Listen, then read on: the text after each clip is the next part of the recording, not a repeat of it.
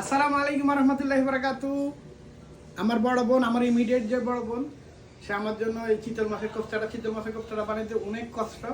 এটা কাটা বাছো ইয়া বাছা, তারপরে এটার উপরে যেই ইয়াটা থাকে এই আধা কাঁচা করে পাঠাইছে। সে বলছে যে এখন আমাকে আবার ভেজে খাইতে। আমি এখন আপনাদের সামনে এসে বলবো আমার এক সাইড গরু মাংস হচ্ছে।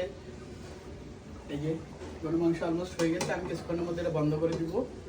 আর এখন আমরা কোফতা ভেজে নেব আবার একটু তেলে। বোনে রাত্রের 11টা বাজে রাতে খাবার পাঠাইছে। এই যে কোফতা আনছে সে, আপনার কোফতা, তারপরে মাছের ডিম, তারপরে আপনার এই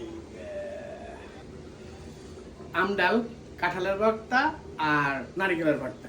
কালকে রাত্রে খাবারটা খুব জোশেছে, বাট এটা কালকে রাত্রে খাই নাই, কারণ যেহেতু ভাজতে হবে বলছিল। এখন এটা সুন্দরভাবে ভাজবো। গরুর মাংস, ডাল আর খিচুড়ি। খিচুড়ি রান্নাটা আপনাদেরকে দেখাতে পারিনি, বাট সেটা 10 মিনিটে রান্না ফেলেছি। খিচুড়ি রান্নার মধ্যে কোনো চমক নেই, এটা চাল ডালে মিলে বসায় রাখবেন, খিচুড়ি হয়ে যাবে। আমাদের তেলটা মনে হয় গরম হচ্ছে। বিসমিল্লাহির রহমানির রহিম। দেখছেন কোফতা কি সাইজ? কোফতা কিন্তু বানানো খুবই কষ্ট। এটার উপরে আবার এক্সট্রা করে আপনার ইয়া বসানো লাগবে, যে এটা যে স্কিনটা আছে না সেটা। এই হলো বিসমিল্লাহির রহমানির রহিম।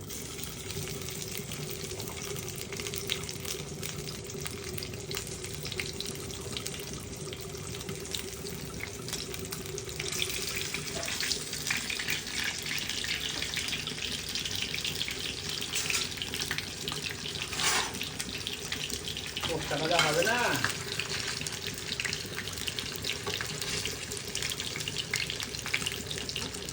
উলট পালট করে দিতে হবে, যেহেতু আমাদের এই ভাজাটা শুরু হয়েছে। প্রথমে উলট পালট করলাম, আর পরবর্তীতে আমরা ইয়া করব। আচ্ছা, এটা এইভাবে থাকে, এভাবে কতক্ষণ হোক, না হইলে আপনার জিনিসটি ইয়া হবে। দেখেন কি সুন্দর।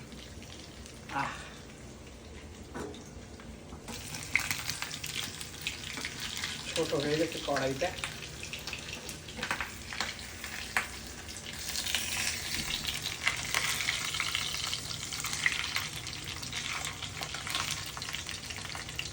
ও বাবা,